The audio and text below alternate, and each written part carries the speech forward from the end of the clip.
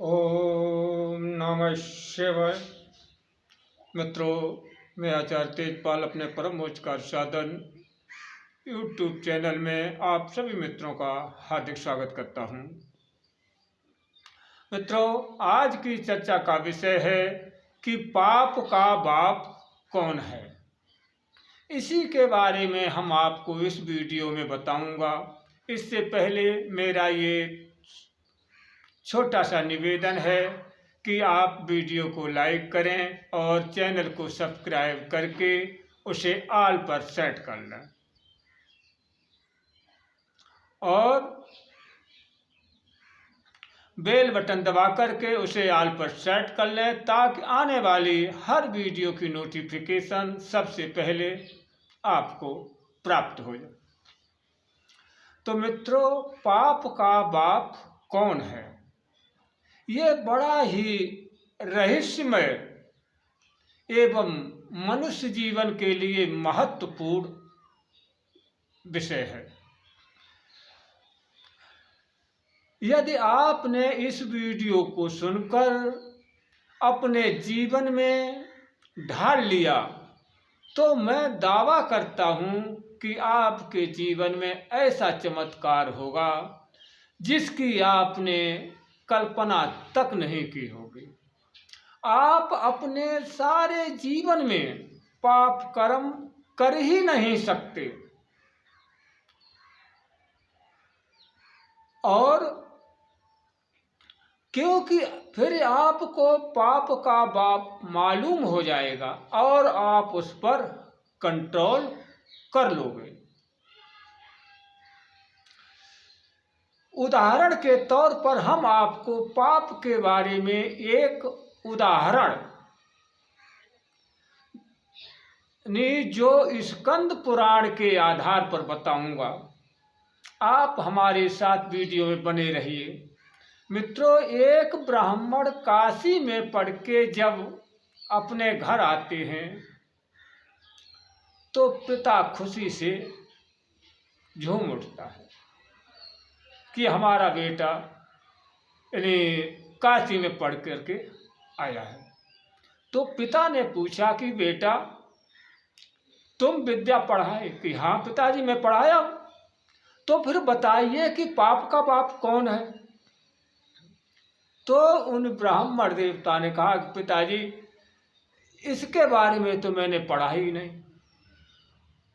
मैं अब वापस जाता हूं पढ़ने के लिए और इसका पूरा भेद लगा करके पढ़ करके तब हम आपको बताऊंगा, तभी घर में आऊंगा। तो मित्रों, ब्राह्मण देवता चल दिए काशी में पढ़ने के लिए और जा करके एक प्यास से व्याकुल होकर के एक स्त्री से उन्होंने पानी की याचना की। तो उस स्त्री ने पानी पियाने के लिए राजी हो गई, आइए हमारे साथ। तो ब्राह्मण देवता उस स्त्री के पीछे चल दिए उसके घर पर। जब उसके घर पर पहुंच गए तो उसने पानी दिया। पानी को ब्राह्मण देवता ने पी लिया।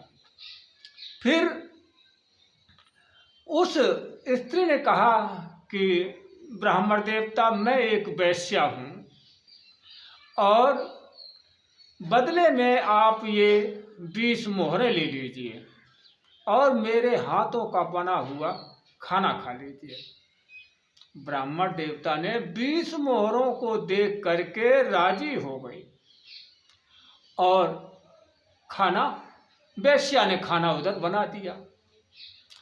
खाना बना के जब वेश्या लेकर के आई तो उनको 20 मोहरें पहले ही दे दें और बोली कि महाराज, मैं तो वेश्या हूँ और मैंने इन्हीं हाथों से ये खाना बनाया है।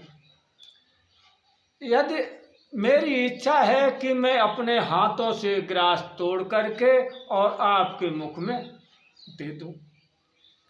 तो ब्राह्मण देवता ने कहा, तू वेश्या है, मैं ब्राह्मण हूं, वेश्या के हाथों का खाना नहीं खा सकता। तो उसने 20 मोहरें निकाल के और दे दी। अब ब्राह्मण ने सोचा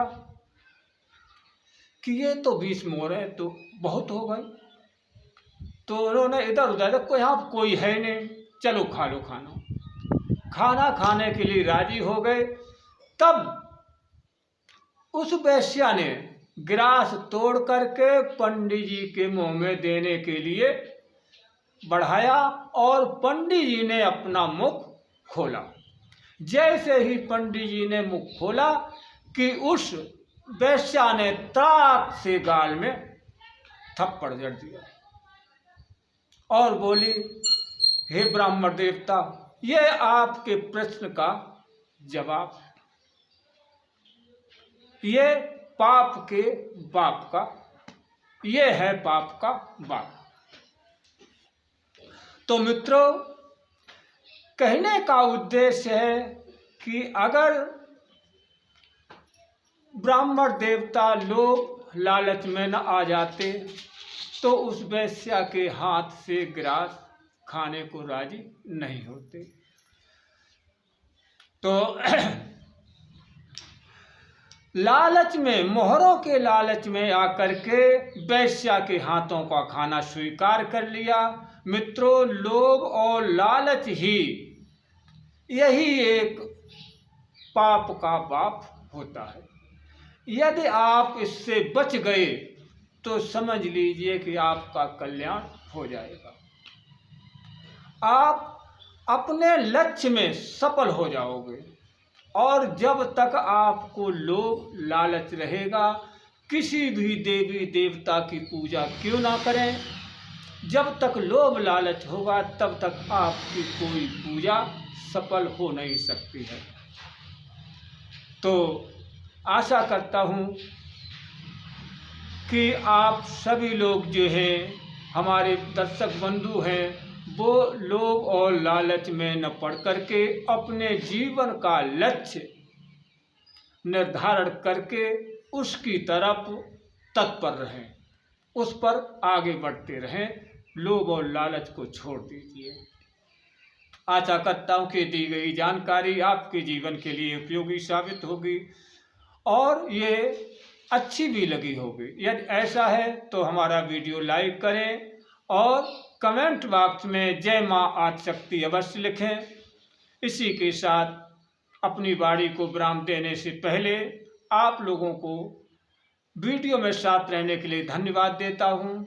अब मिलेंगे अगले वीडियो में नई जानकारी के साथ। तब तक के लिए जय माँ आदिशक्ति। ओम नमः शिवाय।